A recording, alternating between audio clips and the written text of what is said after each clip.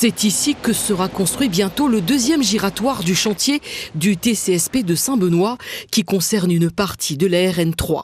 En l'empruntant, les automobilistes devraient se rendre plus facilement vers Bras-Fusil au lieu de descendre jusqu'au rond-point des Plaines puis remonter.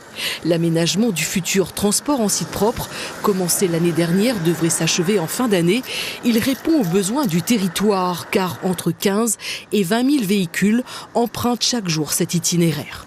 C'était utile surtout pour que le bus puisse être prioritaire pour rentrer sur Saint-Benoît.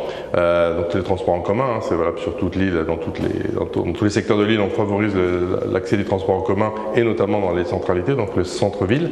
Et la RN3 notamment était un peu encombrée le matin et le soir, surtout pour accéder sur la ville. Donc oui, une voie réservée bus, c'était un projet important à la fois pour la Sirette, pour la région, puisque tous les bus emprunteront cet itinéraire.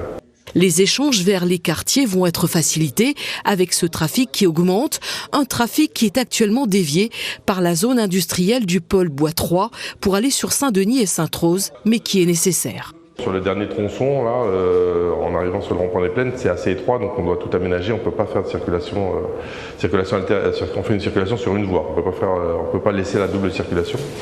Donc c'est vrai que c'est une contrainte, puisqu'effectivement ça fait faire un détour, et puis il y a un petit peu plus d'embouteillage, mais bon, c'est pendant le temps des travaux.